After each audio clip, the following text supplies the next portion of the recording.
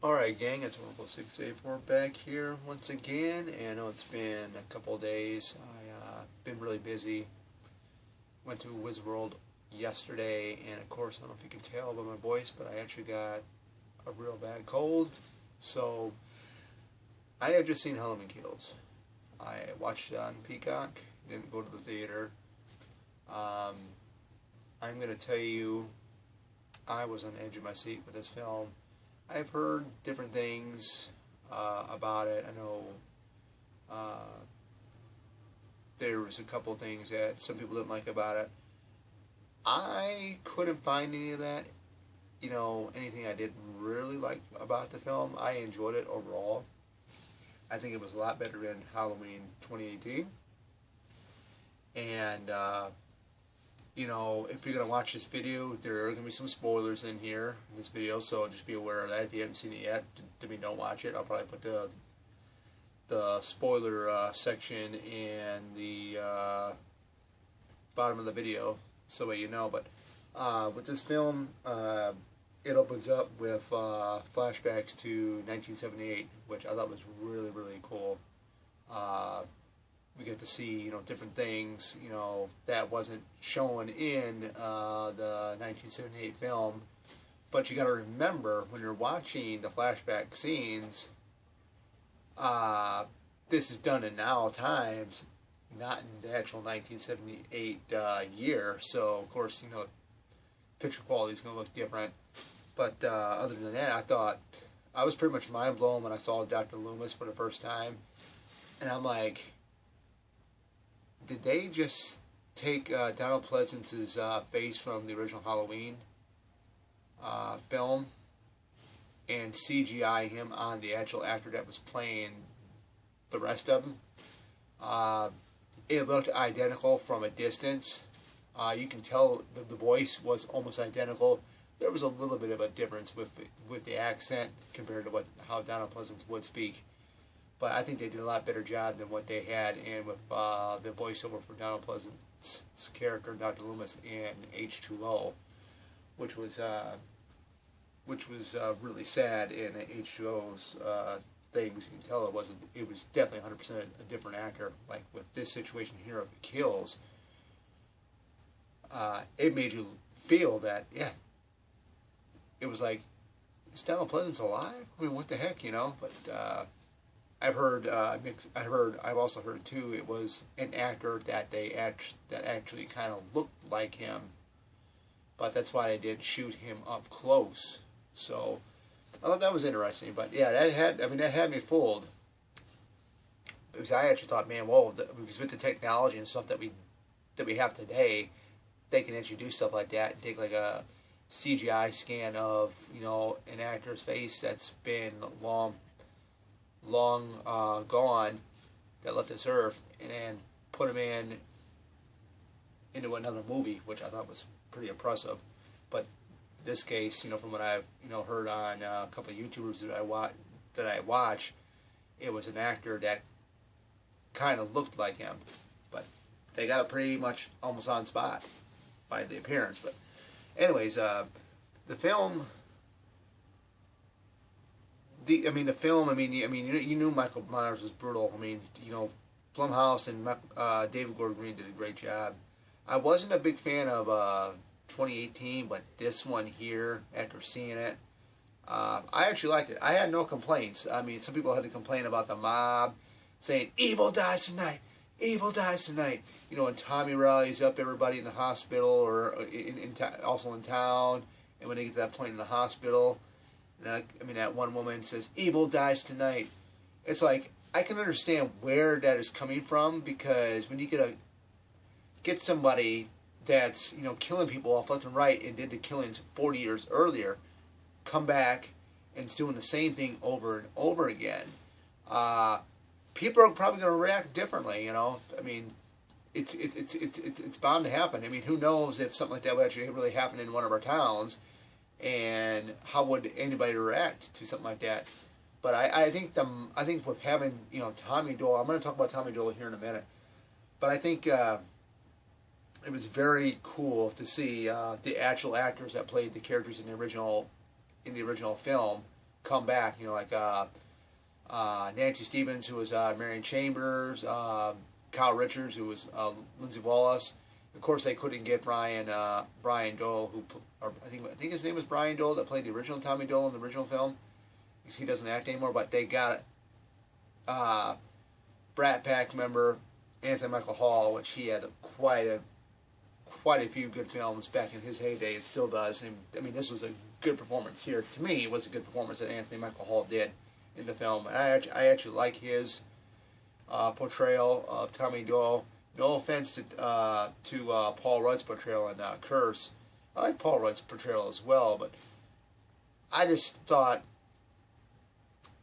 it was more with, you know, Anthony Michael Hall's version of Tommy Doyle. I thought it was more realistic, you know, instead of, like, you know, having, of course he had, I mean, it kind of tormented, you know, the Tommy Doyle character, you know, at the events of 1978, but then, you know, it's him in that one scene in the bar, getting up on stage and talking about it, talking about the survivors, talking about his experience of it.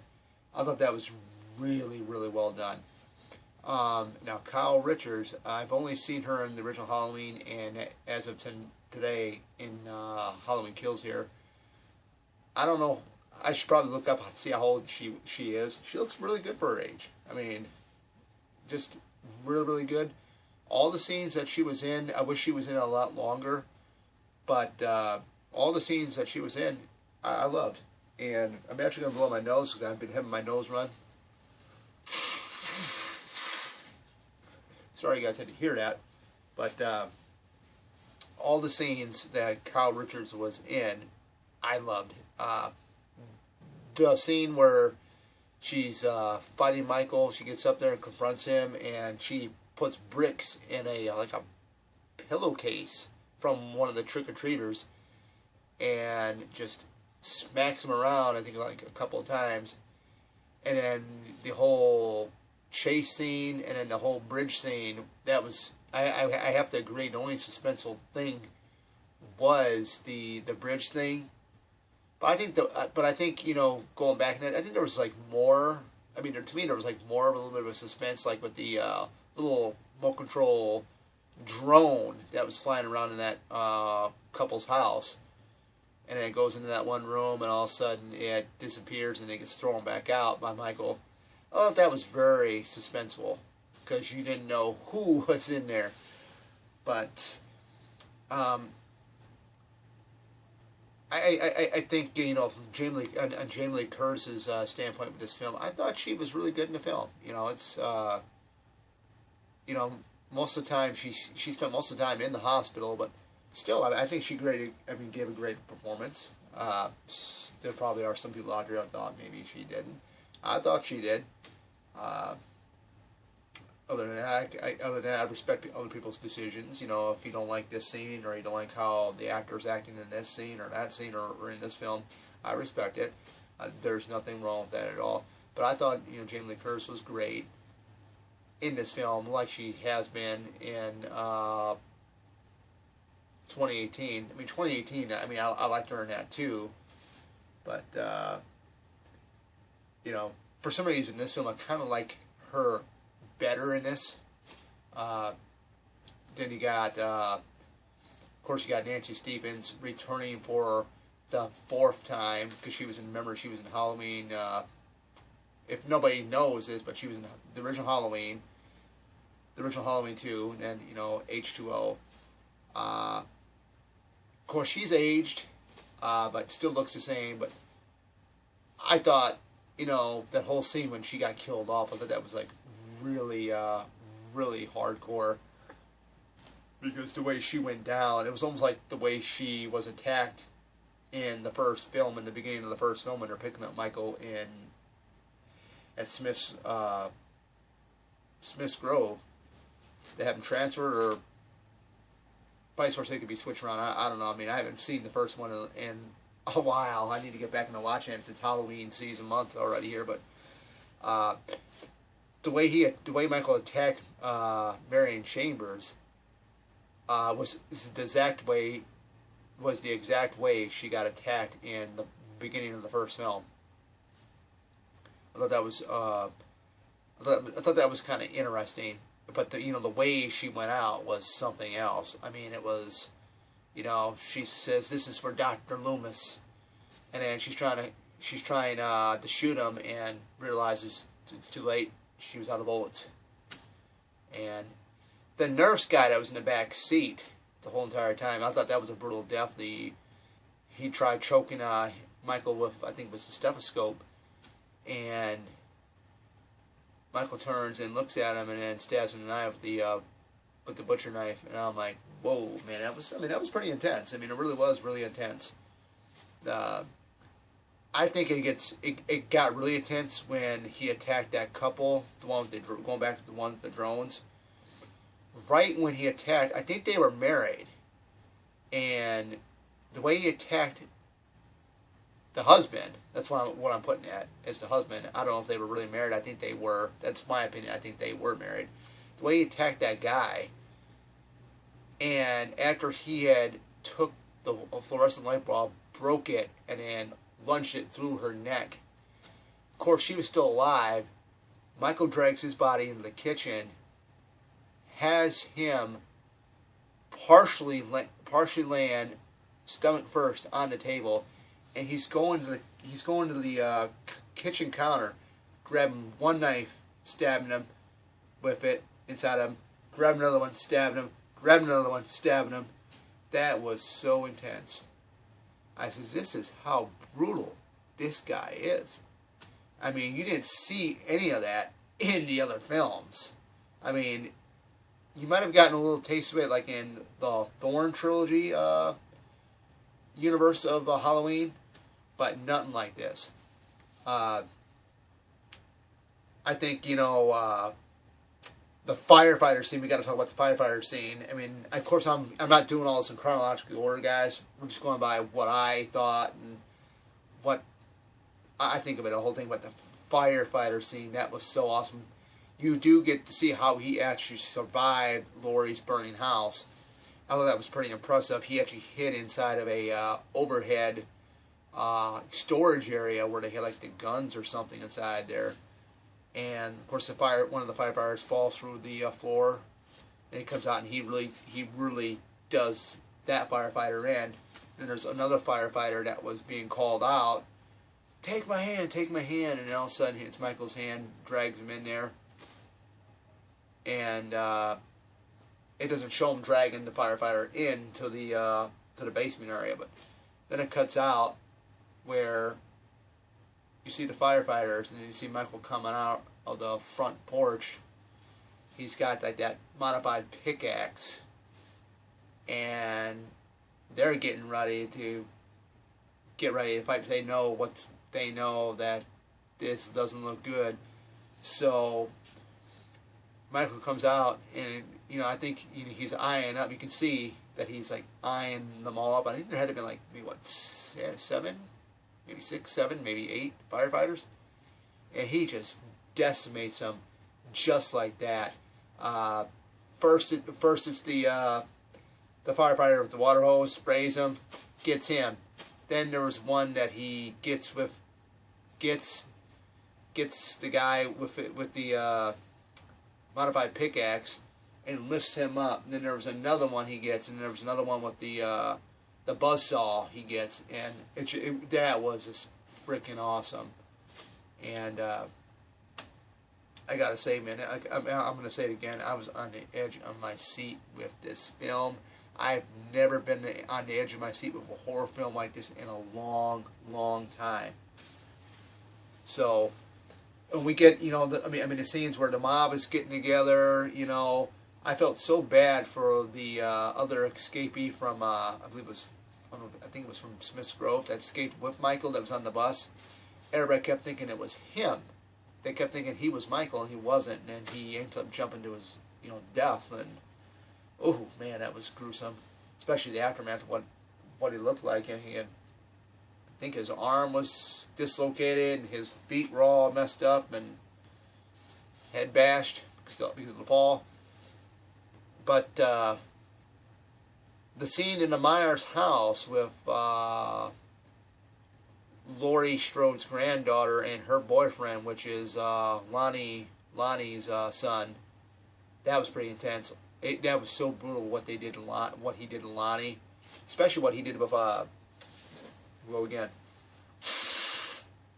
especially what he did to Big John and Little John. Considered the ones living in the Myers house, and there was a portrait that was on the end table, whatnot, of them. I think when they were younger, Little John and Big John, when they were like younger, and the way he posed their dead bodies was like it was in the photo. But I think it was Little John was the one that got his eyes gouged out. I mean, he got some pretty gory kills in here. I mean, I will have to say, I mean, if you can't handle a lot of gore like that, this probably isn't the movie you might wanna switch it. I mean, if you've seen 2018, then you're gonna know what you're in for. Okay, so that scene with I can't remember the character's name now. Laurie Strode's granddaughter's name and Lonnie's son's name. Well, Lonnie's kid gets it brutal in the Myers house. I mean, gets it brutal. I am telling you. I've never seen anything like that. The whole thing, after he decimates that kid in the Myers house, he's going down after Laurie's granddaughter. And, of course, that kid is still alive, barely. And then he looks over after he's, like, in the middle of the stairwell, grabs his head, and snaps it.